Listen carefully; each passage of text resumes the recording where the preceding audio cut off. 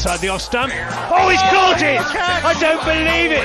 Tom Kohler-Cadmore has caught the most magnificent catch at short third man. It's the end of Daniel Sams, and Somerset have won the Vitality Blast 2023.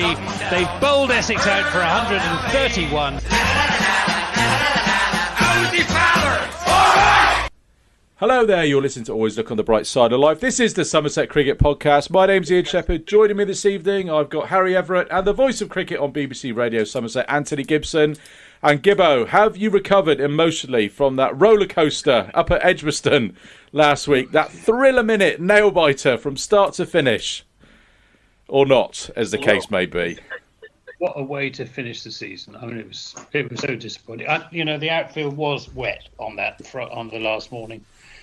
But as usual, the crowd were given nothing whatsoever from by way of an explanation from the umpires or the ECB match official or anyone. And we were just sitting in the sunshine waiting for play to start because, the soppers had been around. They stopped at about 10:30, I suppose. So it didn't appear that there was anything more that they could do to take moisture out of the ground. The umpires were wandering around. The captains were deep in conversation with them. And absolutely nothing came across to the unfortunate spectators until it was all called off at about 1 o'clock. After it was just completely bizarre. And it was a really good example of what is wrong with communications in particularly in county cricket, where they treat spectators like mushrooms. In other words, they keep them and cover them with shit. He has hit the nail on the head there. Like, even Ben and the media team didn't know it was off. I knew from BBC Sport on the live stream quicker than Ben and the Somerset media team knew that it was off. It was ridiculous. I mean, selfishly, I'll be honest with you, I'm glad because I was going to go up.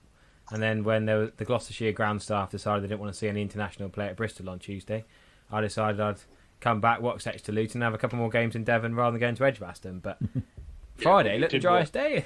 I think I made the right decision to not go up there expecting good cricket on Friday. I mean, I made the point on social media that if that was the fifth day of an Ashes test with the Ashes on the line, do you think there would have been that level of inactivity? And I know I'm just playing devil's advocate here, but I know that this was very much an end-of-season game and neither side were particularly desperate to get out. Neither side could realistically improve their championship position. Neither side realistically was going to win the game. But do you not have to have some sort of standard of approach to getting games on? I mean, It should be the same, shouldn't it? You're right. There should be, however much for dead rubber, shouldn't really affect. I mean, is it Gary Barmer? He tweeted out that he was there at 6 o'clock. And I mean, I guess we've got no way to argue with that, but people say it's up to the umpires. I was reading on Twitter, people saying it's handed over to the umpires from within an hour of the start, but it's just a bit sad. Yeah, I saw the tweet you're talking about. I don't doubt that he was there at 6 in the morning, but when you switch the live stream on or you get to the ground and you sort of see, like you say, the clear blue sky with bright sunshine and people just, the ground staff and the umpires just stood around talking about last night's football results or whatever, it doesn't particularly sit very well. And this is coming off, of course, communications, regardless of the rights and wrongs of the decision. They should just let us know what the situation is, why we're not playing, what the prospects are, when we're likely to play, what they're concerned about. Just, treat spectators as, take them into their confidence. Yeah, I agree. You like. Yeah. I mean, in rugby internationals now, you hear the exchanges between the off-field referee and the referee, so that everybody knows exactly what the situation is, what the hold-up is there for, the decision that they're discussing, and it just makes watching a so much more enjoyable experience. And if people know that, the umpires say, well, frankly, it is so wet, it's pretty much unlikely we're going to get any play. We'll give it another hour or so just to see. But, if you want to go off into town and do a bit of shopping, we can't see the real prospect of starting this game before 1 o'clock. It's just that sort of basic human interaction I mean, I've been working in communications all my blooming life in various guises, and you cannot overstate the importance of just letting people know what is happening, good, bad, or indifferent. If people know, they're a blooming sight happier than if they're kept in the dark. Even on the live stream, it doesn't take a lot to put a banner on the bottom of the live stream saying game abandoned. Absolutely. Rather than just shutting the live stream off, or just tell people. I agree.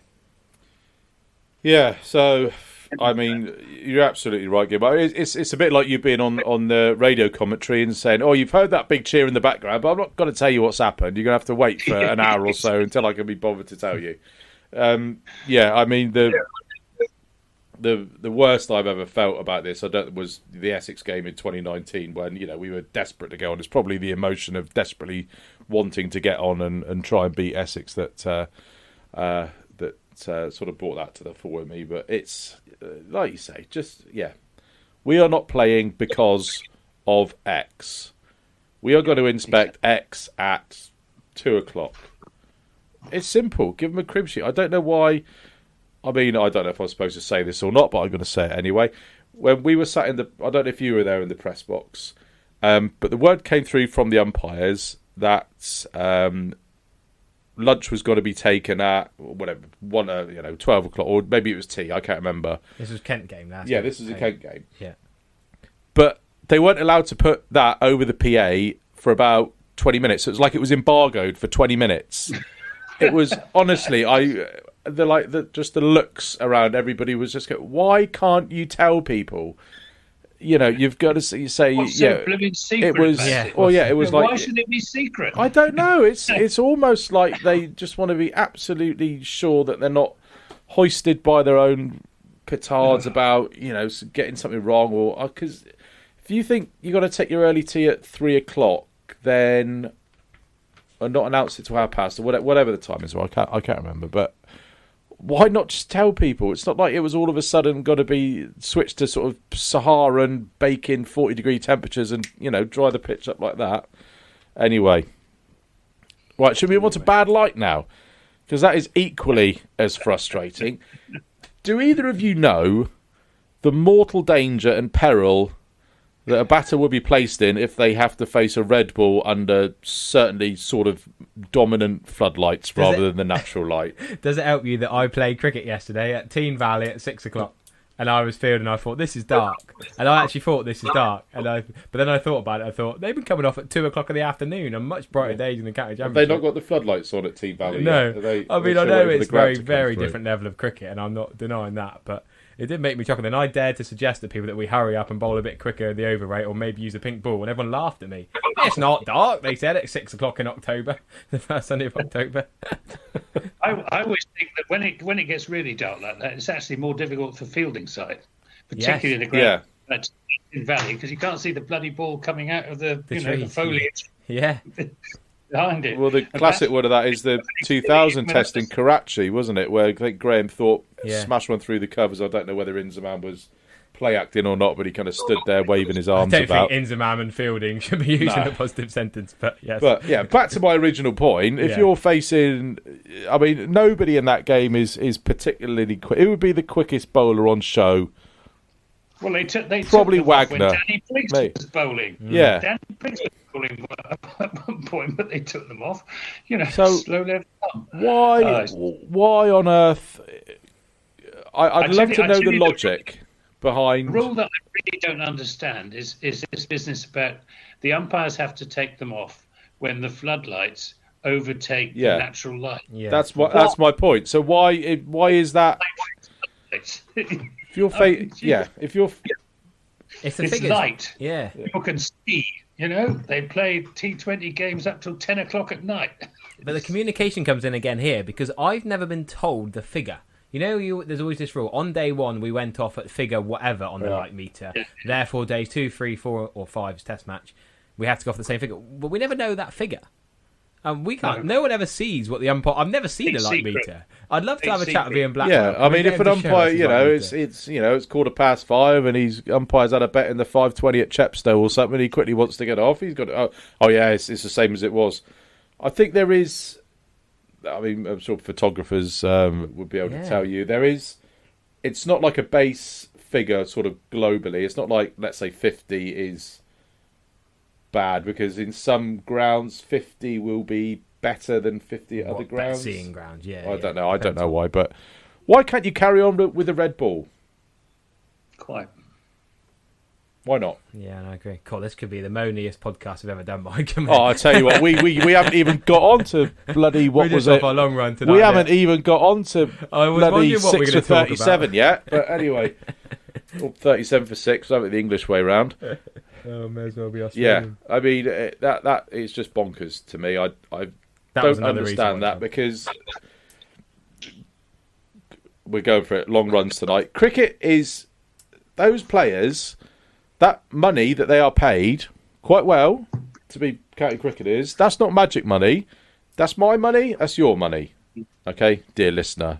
Through memberships and Sky TV subscriptions and buying shirts and all the other things we do to buy into cricket to pay the players. And I do not understand why I am being shortchanged, because it might be a little bit uncomfortable facing a red ball. It cannot be. I don't understand. Can it be dangerous? It's not dangerous.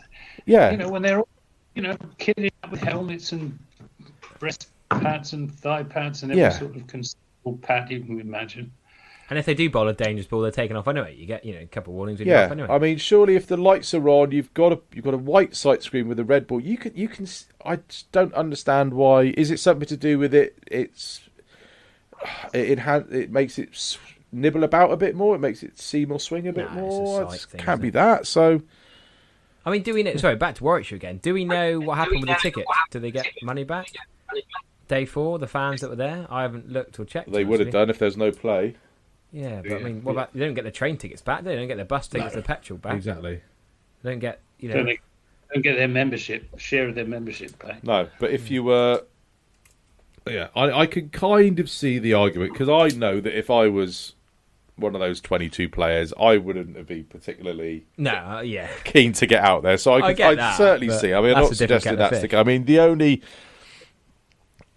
only thing to play for, I suppose, would have been Sean Dixon to try and get 100, because he hasn't got one this year in Championship cricket. Apart from that, you can't blame the players. It's down to the umpires. They're the ones who make the decisions, and they're the ones who ought to explain their decisions, and we ought to know on what basis they're making their decisions, rather than the whole thing being shrouded in secrecy.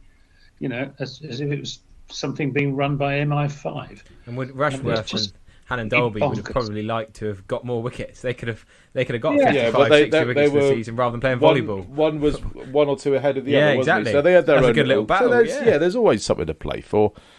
If Warwickshire had got a couple of wickets early on Friday morning, a Somerset collapse is not actually beyond the bounds of possibility. And they could have come third, couldn't they, Warwickshire? At that point, they're still,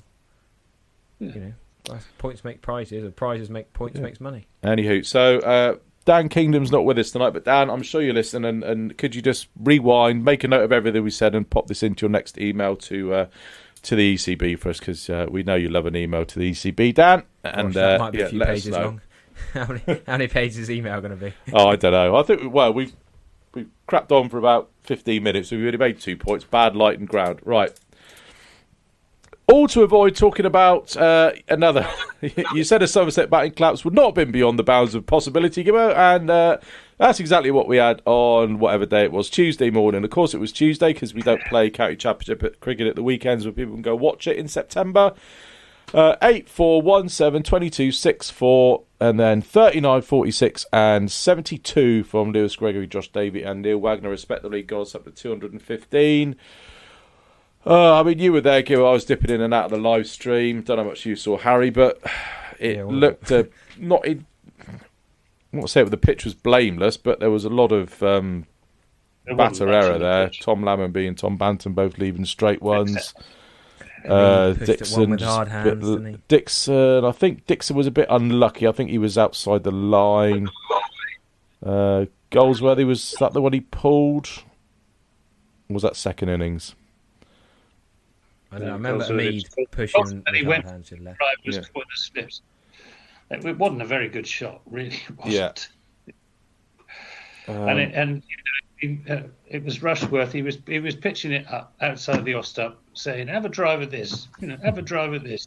And Goldsworthy, after resisting the temptation a couple of times, did have a drive at it, caught by Rob Yates' first slip. Yeah, it was.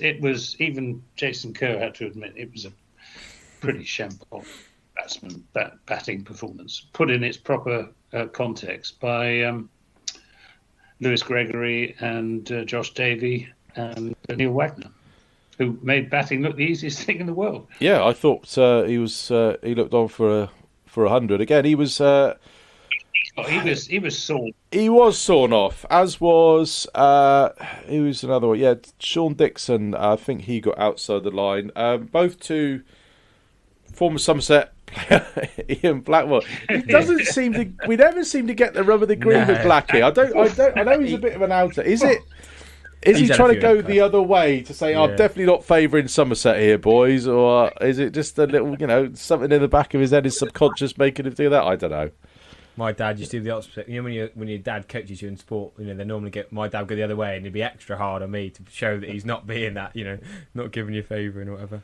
But Blackie's had too many clubs, didn't he? It's not just Somerset. Well, yeah, that's true. He had a couple of others. So. Yeah, that is true. Lammers, I mean, should we have a talk about it? So it's his fourth season opening the batter. Now, I know why you're rubbing your eyes with exasperation.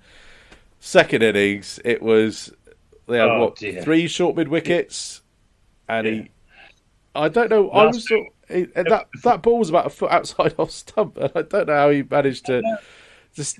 It's like It was just. Oh, it was just on the stroke of lunch as well. Sadly, his 100 against Kent doesn't seem to have restored his confidence. He looked nervous and getting out. First innings, not playing a shot. Second innings, trap was laid, and he didn't fall into it. He jumped into it at first. Yeah, I think we got to be honest. We can't really compare Jazz Singh and Arafat and an injured Michael Hogan to a Rushworth and Hannon Dolby, two of the best county championship bowlers, isn't it? Different kettle of fish. Yeah, but even so, it was still a bit of pretty short. Shot. Yeah. He's sort of gone across and scooped it, and you think, has he just done that? He had just done that. Oh, he's just done that. Couldn't believe it. No.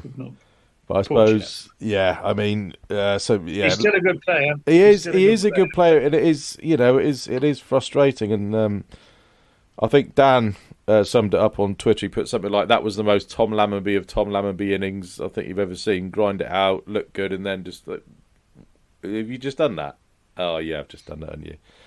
Yeah, Lammonsy's then played all 14 games. Only him and I think James Rue who managed that this season, and that just took his average a pinch under 30, so 29.86.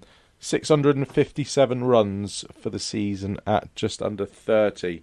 If you just said that at the start of the season, would you have? No, I wouldn't, because I think he had a pretty poor season last year. 685 at 28.5 with just the 100. And I was looking, I think everyone was looking for him to go back to the sort of form we've seen before back in 2020. And he hasn't really made. I mean, Jason Kerr says, it's terribly difficult opening batting, which it is. It is, which is even more important why you don't fall for that silly little leg side trap. I mean, he hasn't done disastrously badly, but for a player of his ability, he isn't delivering what he's capable of. Let's put it like that. And I think the same goes for Sean Dixon, who's fundamentally a good player, but crikey, he's averaged 11 games, 410 runs, 22.8. Yeah. I mean, there's the 350s in 20 innings as well. At least Lammers is what's Lammy? 4 from 24, so 3 from 20. That conversion rate it's not vastly different. No, but I don't see how they can persevere with this opening partnership. It hasn't worked. The best. I can't even remember what the best they had, but it's certainly less than 70, because Somerset's best opening partnership in the first division, their first innings, was Tom Abel and Tom Lammerby against Kent, which was 70. And what I thought was strange as well, that Tuesday morning, fully expecting to see Tom Abel walking out at 3, and then he walks out at 5, and you're thinking, pull it out of a hat. Yeah, 1, 3, 5. I know when we had Tom on, he said he's happy to do whatever's best for the team, but too polite, isn't he? He's our best player. He might not have scored the most runs this year, but it's the opposite to Joe Root, isn't it? Joe Root, they say you're the best player. You bat at 4 every game. Tom Abel's the best player. You bat wherever everyone else doesn't want to bat. Is the impression I get. It's like Amid. I always thought was an opener, but we signed him as an opener. Suddenly he opens and gets all these runs to the one day cap. Suddenly he wants to bat 4. Yeah. So he gets to bat 4. Golders seem to want to bat 3. Dixon's in and out, paternity cover, whatever. Fair enough. Lammerby wants to open, but then, I mean, Abel's quality wherever he bats, but he's not got many runs this year. Partly because he's been all over the place and he's allowed to be out of form occasionally. And I feel for him. Don't forget, we had a couple of years ago when I think it was we had Azhar Ali come in for the September shift, and he didn't want to open.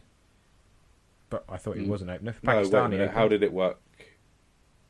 We can bang. Yeah, Abel opened. Last season we had Imam ul Haq, and he opened. But the year before, completely useless. We had Azhar Ali, and he didn't seem to want to open, so he was batting 3 or 4, and then Abel shifted himself up to open. I think it was up at Scarborough, maybe. Yeah. So, yeah, I mean, yes, he did. Yeah, you talk to anybody who knows anything about cricket, they will say never sacrifice a strength for a weakness. And I think Tom Abel batting at 3 has been incredibly strong for us the last few years. I would, he opened obviously against Kent. I know he got 20, but he didn't look in any.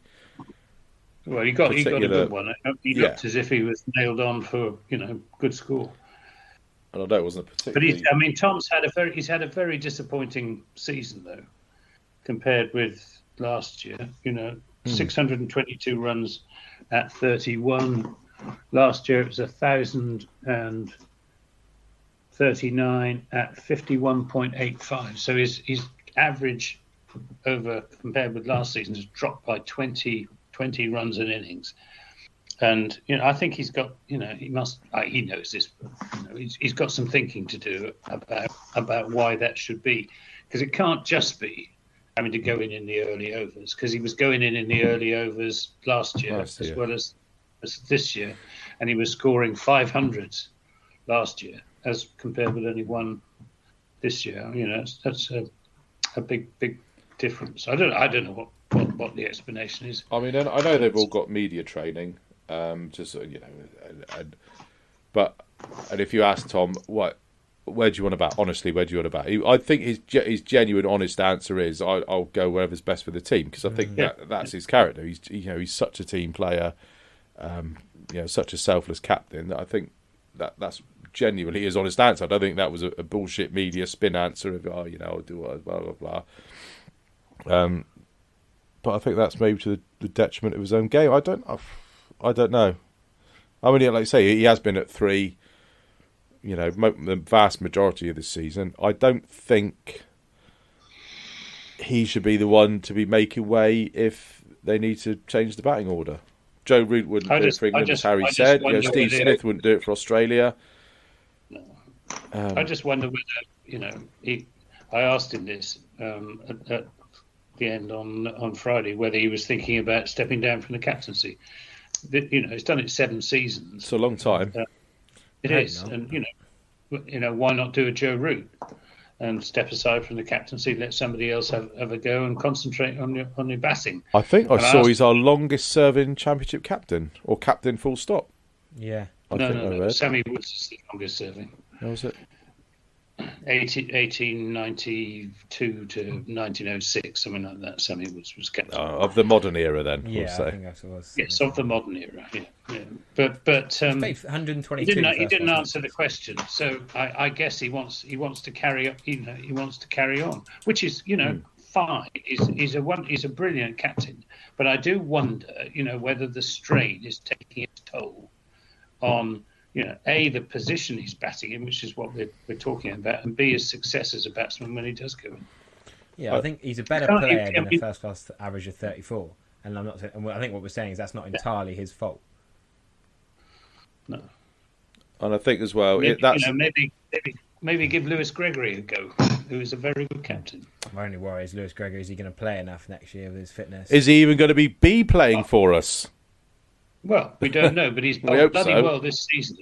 He has. He really has. And I thought, he looked absolutely top notch against Warwickshire on an unhelpful pitch, and he was running in nicely and bowling it and getting some real nip off the pitch, moving it. He was swinging it. He was moving it both ways. And I thought interesting. I mean, we know he's on 350 wickets now. Quality servant. Lewis Gregory was always going to take the new ball, but interesting that Josh Davey took the new ball with him. Jack Brooks in his last home game, penultimate game for Somerset, took the new ball against Kent. But Josh Davey, not Jack Brooks, took it. Warwickshire maybe looking to the future. Maybe Jack Brooks not going to be here, but interesting that Davey didn't take it at home to Kent. Into that we like. Davey bowled well. Yeah, I thought he did bowl well actually. But you look at Lewis's figures in the Championship: 34 wickets at 21.5. I mean, that is bloody good bowling for someone who's who's bad back, basically. But he looks fit, and he was it was the nip that he was getting off that pitch that really impressed me, and had the Warwickshire batsmen in a lot of trouble. Just popping back to the Tom Abel thing, I think only he can answer whether he's got it in him to carry on. It's one of those where he's just got to look in the mirror and say, have you got it in you? And if he says yes, great. Or if he says no, that's fine. But whatever decision he comes to is going to be the right decision for him of Somerset. So I'll say carry on. Interesting selection as well, I thought, with Jack Brooks. Who just mentioned him because Ned Leonard was in the squad. And I'm assuming that he's 100% fit. But if we have not selecting George Bartlett because he's moving on, why do we select Jack Brooks? Because he's moving on. Would it not have been an ideal to give old Ned Leonard a game? And we've not selected George Bartlett for a few games. Why were we nicer, in inverted commas, to Brooks? Got all the big farewell maybe because he's older and been there longer and more service to the whole county game. But George Bartlett hasn't been there longer. Bartlett's been there longer. No, yeah. I mean in the county game for longer. But why? You know what I mean? Why did George Bartlett get canned as soon as he was announced that he was going to Northants? But Jack Brooks still got extra games. I find that a bit odd. I think maybe because there was a bit of a logjam of batters. You obviously had Goldsworthy and Banton kind of queuing up for their chance. Maybe in the bowling department was a little bit a cliff between the experience and the young ones. Kent, we still mathematically could have gone down, so I kind of understand why he played that one. But yeah, I mean, if Ned Leonard was fit, he's also bowling pretty well. He's more likely to take wickets than Ned Leonard. Oh yeah, I totally understand that, but he is moving on, and Ned Leonard is going to be one of hopefully one of the Somerset seam attack for a long time to come over the next few years, and it just seemed there was a disparity there between the approach to Bartlett and the approach to Brooks there. So it just didn't seem to sort of sit right with me. What else on the sort of the Warwickshire game and the Championship then? I mean, obviously, I thought it was worth mentioning Lewis Goldsworthy doesn't seem to be bowled very much. Didn't get a bowl until 64th over. Did you see him bowl though when he was given a bowl? Four full tosses, 4 dot balls. It was dreadful. And that's what worries me. Oh, are they trying to make him into a batter who doesn't bowl anymore? Because he's barely bowled, then he's been given a chance for, and he's bowled a load of full tosses. So that is my slight worry. Because a couple of years ago, I thought of him as a genuine spin option. He seems to be bowling less and less these days, which is a little bit of a worry. Abel didn't bowl himself to the 65th over, and he got a 4 for last week. So I thought that was a little bit odd. Yeah. I'd like to see Goldsworthy get his bowling back, because it'd be useful to have someone batting 3 who bowl genuine left-arm spin. Or 3, or open, or 5. We still have. I like him at 3, but I don't know where Abel wants to bat. So we don't. I think Abel needs to bat as high as possible. I mean, Abel open with Lammonby, I guess. I don't know. Dixon, I don't know. It's all above my pay grade, as they say. Goldsworthy still hasn't taken the first class. I know. I was desperate for him. Desperate. If he bowled like some of the filth that he chucked down at Edgbaston the week, he's got to be waiting another maybe another 2.5 years. 4 dots in that first over. I don't know why they didn't bowl Umeed rather than Goldsworthy, because Umeed bowled respectably against Kent. Tidy, yeah. Whether he wants to bowl off spin or leg spin is pretty useful when he's bowled both in the last couple of months, isn't it? Yeah. I like Andy Umeed. He's one of the gains of the season. Yes, definitely. Him, James. Yeah, I mean, I suppose we could do a little bit of a review of the season, I suppose. I mean, we'll sort of keep it brief because I've got a few other things I want to have a chat about. But, yeah, as you're right, Umeed is a positive. Obviously, James Rue, Matt Henry. God, do we need to try and get him back for whatever we can next season? Craig Overton did, when he was fit, I thought, he played a big part. Yeah. He had a good season.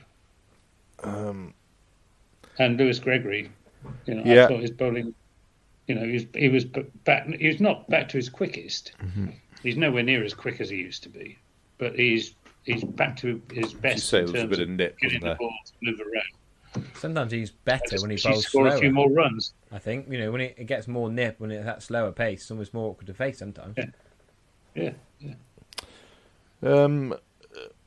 Notts released the news on Monday that Jake Ball will be leaving. As we all Somebody thought. said on Twitter he's choosing between, or Facebook it might have been, choosing between Somerset and Yorkshire. I asked Jason Kerr about this, and he just sort of laughed it off. But he didn't say that. They weren't interested in Jake Paul. But 32-year-old injury-prone fast bowler. Well, let's look at his record recent seasons. This season, 7 wickets at 55. 2022, 3 wickets at 20. 2021, 2 wickets at 21. The plague year, 10 wickets at 33. 2019, 18 wickets at 50. And 2018, 28 wickets at 22. So you really got to go back 6 or 7 years to him having a decent season. But then, we are shorn of, Jack Brooks, Peter Siddle and Matt Henry. So there's 3 bowlers gone. We've got to find three bowlers from somewhere to get ourselves up to parity, and then another one if we want to strengthen. So, 4 quality fast bowlers aren't going to grow on trees. And I think if we manage to sign... Let's say we sign 2 quality bowlers and Jake Ball. No. We don't want Jake Ball. I know, but in the absence of some to build it that fast bowling reserve, if you've got, I'd sooner see Ned Leonard or Alfie Ogborn or Sonny Baker or JT Langridge. At least they're homegrown. Yeah, that is true. I'm a bit worried about Sonny Baker. Is he not recovering well? It's just he always seems so positive and smiley, but the poor bloke just can't get his back sorted and be able to bowl. I spoke to him down at Buffy. He said he was mostly there, but didn't really want to play this year and make sure he do the work through the winter, make sure he was properly fit for next year. Yeah. Well, let's hope he is. Because he's the best of the young ones in my. Oh yeah, he's got the X factor, isn't he? I agree, but he was the best a year and a half ago when he was last bowling and fit properly. My only worry is, when you suddenly miss a year and a half's cricket, and he come back for a couple of games, he's injured again. I just really worry for the lad. He's spent so much time coaching and other bits and bobs. Must be so depressing and frustrating. I can, even just watching Alfie, just trying to watch when he, gets James Vince out on debut, and then a couple of weeks later he's got that shin injury. Well, it's the same game, wasn't it? And it's depressing, isn't it? Demoralising for a young quick. Yeah. Well, it's because the pitches are too hard. Yep. Yeah. They're either too hard or too wet. If they were too wet, we wouldn't be able to play on them. You put your name in the ring for the groundsman job, Anthony? Yeah, Scott Hawkins is giver. Yeah. Well, I don't know what you talk about it because the drainage. The trouble is that the improved drainage system just sucking all the water out from the entire ground, including the square, and it doesn't give. It just means that the pitches. This isn't my theory. I've said it before. It's bumbles, and I'm sure he's right. He compares the old days when you got the big fast bowlers like Fred Rumsey and John Price, Butch White and so on, all of them 16 zone, coming in off 35 yards and going bang down in the crease, and never get injured because they were digging great big holes in the bowling crease, because the ground was relatively soft, so it wasn't sending these shock waves up through their bodies, which is what is happening now. And it's like bowling fast on concrete with these, and you imagine the force that goes through your body if you're, I don't know, someone like Ollie Stone, for example, or Joe Archer. These are really fit guys, but the shock waves that go up through their bodies and it just can affect almost any part of their anatomy. And I'm sure that's the issue. What you do about it, I honestly don't know. But, I had an interesting... fast bowlers is really difficult. I think that's a good point you make, Gibber. I had an interesting discussion with a quite high up golf course greenkeeper, soil science and all they do, one of the nice courses in Somerset, and he was telling me he had a look round the Cooper Associates County Ground in the winter, and he said at the time it was all wrong with the drainage and sorting stuff ready, and they could foresee when these golf guys, like, how the hell are they going to play cricket on this in April before we had the beach outside the Colin Atkinson Pavilion. So I don't know enough about drainage and soil science and all that, but it just something went wrong. And if you're quite right, Harry. The quality of golf greens gets better and better and better. It's a completely different league to when I started playing 50 years ago. Whereas the quality of cricket wickets has gone arguably in the opposite direction, which you have to ask about the agronomy and the training and everything else. But I'm sure groundsman like Scott Hawkins is doing his best. But the aim was to produce fast wickets. Somerset have been saying this ever since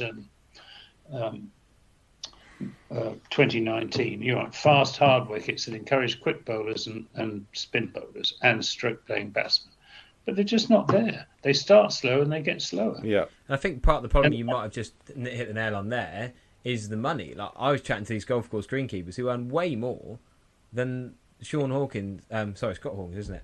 And or the professional cricket greenkeepers, groundsmen, whatever you want to call them, they don't earn anything like as much as a standard golf course greenkeeper does at the high level. And I just think that doesn't seem right. You work in the Premier League equivalent, the top level of cricket. You should be able to get the best professionals in. It's a bit sad that Mr. Hawkins is going to be, not the number one at a Premier League football club and potentially earn more money. I don't know. Yeah, but there is, there's a big issue there with groundsmanship. But it's not, it isn't just Somerset. Wherever I've been this summer, the wickets have been slow and dead and turgid.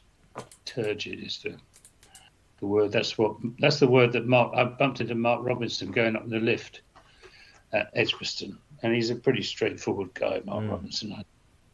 I said, "What do you think? What do you think of the wicket?" He said, "God," he said, "it's turgid," and that's that's the head coach of the home side saying the wicket's turgid, and it was, and there've been too many of them, and it doesn't produce great cricket. And that sadly is because how much cricket Edgbaston have. They prioritise every other competition. That's not a separate issue we've mentioned many times in this podcast. I bet the ground staff were all about that Ashes test, all about that other competition, even the internationals, the women's internationals, the T20 Blast. I mean, other than the One Day Cup, this is probably the least. The pitches for finals day weren't exactly, what the doctor ordered, were they? No, God, they were terrible. They never seem to be great on finals day. Maybe some good cricket, but yeah. Do they use the same one for finals day every year? Hybrid, I think it is. But it'd be pretty near the middle. Yeah, I mean, obviously it would have to be a TV one, so... And it'd be 120 overs on one wicket in a day, isn't it? Well. Yeah, but I mean, pragmatically, you'd think that, they'd keep the same... They'd have the test pitch, the finals day pitch, and one day international pitch, and various others. It's not like Taunton where, you can just go off and do what you like, really, because you're probably going to have one, maybe 2 or 3 televised games a year. Anywho's.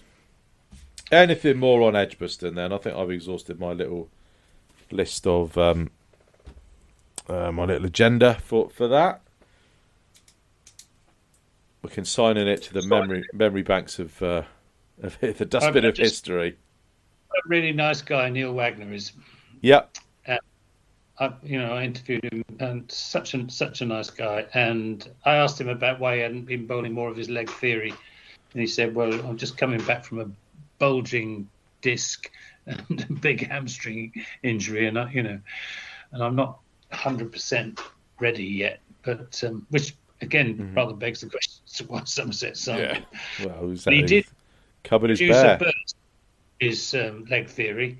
And took a couple of wickets. Yeah, there was I forget who it was, but they just obligingly scooped it round to Lammers at fine leg, and you think, oh, what have you done? What a nice Lammers returned the favour. Yeah, never met a Same Kiwi goes who for Matt Henry. he wasn't a nice guy. Would we have him back next year, Wagner? I think in a heartbeat, but for how many matches is another matter. We'll have to see.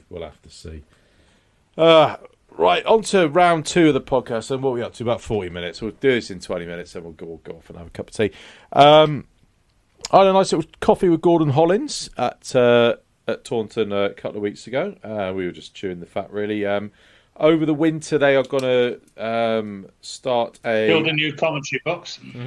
Well, I will mention that, Gibbo. Hopefully, the Anthony Gibson Media Centre, dwarfing the the Marcus Trescothick Pavilion. But no, it was basically like me to be a part of just a sort of a little group they've got they're just trying to improve the matchday experience for members over the winter. So I thought that was a good thing to do. So I've not had anything more on that, but when I do, I will let you all know and how you can get involved with that if you need to. We also talked about, we were talking about like the Somerset stand being shut the other day, and inevitably topics get onto finance, and I don't dispute it when he sort of quotes some of the numbers at me, and how difficult it is to kind of effectively operate, especially during a championship game, balancing the need for stewarding and having various bars open with the fact that there's not really that many people in the ground, and they aren't of the ilk to spend a lot of money,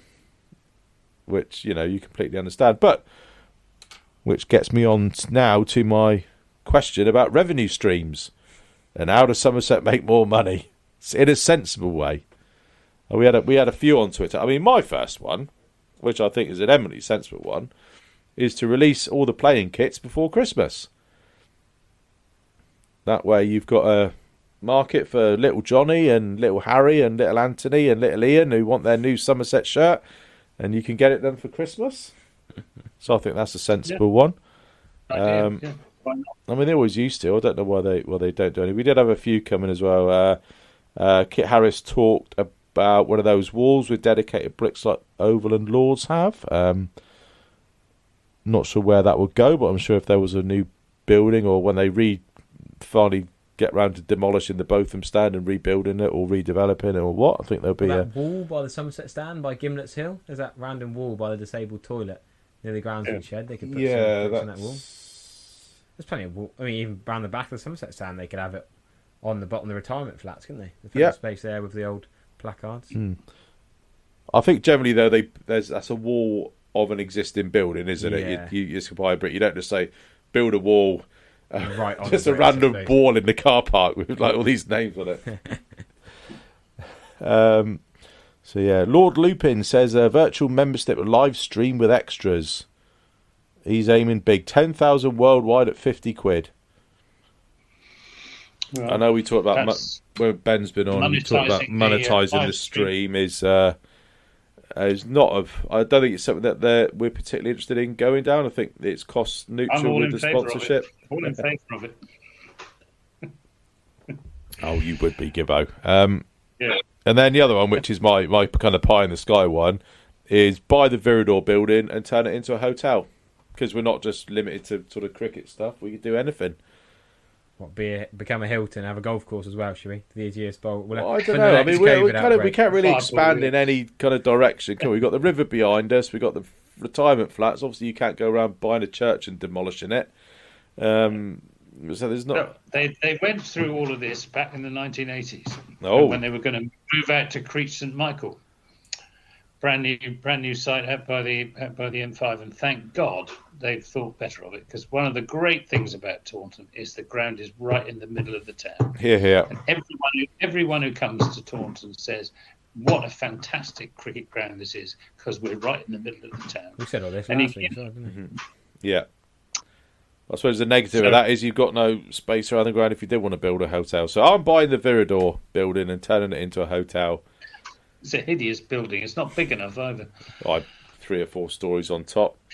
Come on then, commercial director Everett, what have you got? Not a lot. I was hoping this was going to be a 5-minute section at the end, not a 25-minute section. Oh, right. We'll find something else to rattle on about. Yeah, we should get more bloody ECB. Instead of giving big money to the counties that host the 100, they should give the big money to the counties that are disenfranchised by the 100. Yep. Which is the way it is at the moment. Well, everybody gets their 1.3 million? I'm quite happy with all the effort they did with the One Day Cup. I thought that's brilliant. Yeah. Family fun days were. I mean, as a passionate, purist cricket man, it's a bit sad that you need a petting zoo or a gig to get people to the cricket. But at the end of the day, if someone comes to watch the Wurzels and they watch 2 balls of cricket, then that's better than them not coming to the cricket at all. So fair play. The One Day Cup figures were great. And if it takes 25 other things to bring kids or whatever to the ground, then fair enough. Yeah. It all helped with the atmosphere as well. I thought it worked really, really well. Yeah, definitely. Although, don't have the face painting next year because I'd spent an hour bloody queuing up for that. Missed most of the game. But anyway, I never did it. 500 Club. Loads of amateur clubs do it. Why don't we do it at Somerset? £2 a month, direct debit, random draw, win 500 quid. I don't know. Won't be much in the great scheme of things, but I don't know whether you have to have a lot special licence to do that. But that's my 3. Release the shirts at Christmas, have a 500 Club, and buy the Viridor building and put it into a hotel. Or even do something with the collar factory. Did you say all this to Gordon? No. What was the point in your meeting then? I don't know. Well, it was just about a chat, and then he wanted saying, "Come on, give us all these ideas." I don't know, but yeah, it was just sort of a thought experiment. Not quite a thought experiment, but just to say, yeah, there's plenty of good ideas out here. They're not necessarily the best ones. I think certainly my most sensible one is to release the shirts before Christmas, but anyway. I've just given false information. It's not £1 million. It's £500,000 to each of the counties that stages the 100. The 8 counties that stage. Yeah. Fair dues. A couple of other ones have come in. Fat Little Posty, I believe it's his first contribution. Sign iconic players like Baba, monetize their appearances, change the ownership structure, sell the members-owned club to an Indian billionaire who can fund a covered stadium. Bollocks. All right then. No, what else we got here? Not much here. AK Sport. They need to make nicer kits rather than that abomination of a third kit. I presume means the One Day Cup kit. Was it the Mondrian? I didn't think that was that bad. Calling it a third kit is an interesting way of putting it. 4th kit, wasn't it? It was the 4th kit that was released this year. The you had the Championship, the 2 T20s, and the Mondrian. Mike Unwin has tagged us in a promotion the club are doing, or a campaign, whatever you want to call it, trying to get a member in every postcode in the southwest. Oh, that's what it was. I was going to show you that. I didn't understand it. Represent your region, the pink thing and the pink and the green. How granular are they going? Because there's only... What does SN stand for? SN? Below Gloucester, east of Bristol and Bath. Not Stoke Newington. What's the place? Sturminster Newton. I don't know. I'm looking at all the postcodes. Earlier today, it's like a postcode game. If you go to the SN is Swindon. Is it Swindon? Is it? That's Wiltshire. Yeah. Isn't that Wiltshire? Yeah. Are they part of our region? Okay. And what's SP then? Yeah. It's a little game. Sanford Peveril. I was going to say, I was wanting to call it Sanford Peveril, but I don't know. That's my little village. No, it's not. What's below Swindon? East of DT Bath? will be Dorset, BH will be Bournemouth. No, we Dorchester, SP will be SP. Batchcott. I don't know. Yeah, I was playing a fun postcode game earlier. The rest are pretty obvious. It's definitely Dorchester, not Dorset. I presume it's in not just TRPL, TQ, and EX. It'll be EX1, EX2. Go further. Try and get one in every road. There's already 2 in mine. SP. Yeah. SP might be Southampton. Really? No, Southampton's SO. It's north of. Oh, is it? It's north of Dorchester. You're listening to Always Look on the Bright Side of Life, the Somerset Cricket Podcast. Yes, we are currently trying to work out all these different postcodes. You can tell there's a drab SP. We're not finishing this to work out what SP is without looking it up. It's not North Perrott and South Perrott, is it? South I think there is no, a South so Perrott. it's in between Swindon and Bournemouth. Dorset SP. People are probably they're either screaming it into their iPods now or switching us off very, very, very rapidly. Right, we'll park that and then just shout it out when you figure it out. But yeah, if we could get that would be great. I think if get a member in from every postcode. For one thing, it'd make things easy. Salisbury, is it? Salisbury, yeah. SPs, SB. Oh, they do that. Yeah. So SA is Swansea. Really? Swansea's not Yeah. SW? No, SW is Swindon's Southwest SN. London. Oh, so London ruins it for everything else. Basically. Yeah, London basically. Yeah, London so, ruins yeah, Swansea, so SA is Swindon, Swansea. SW is East London. West What did you say Salisbury was? SP. SP. So instead of Swindon's making it SN. SL or SB or SY, it's SP. So London doesn't just ruin cricket and franchise competition. It Yeah. ruins rugby, so- There we are. Postcodes. Bet you never thought you'd add Great that. 5 minutes of the pod. We're better off talking about Middlesex and Northampton, some of the great games last week than Middlesex, our that'd be game. UX, I think. It would be Uxbridge. Nottingham is NN, I'm pretty sure. Not NO. 'Cause that's It's Norwich. NO, yeah, see, there we are. Great trivia. Right, this is great stuff. This is quality cricket broadcasting.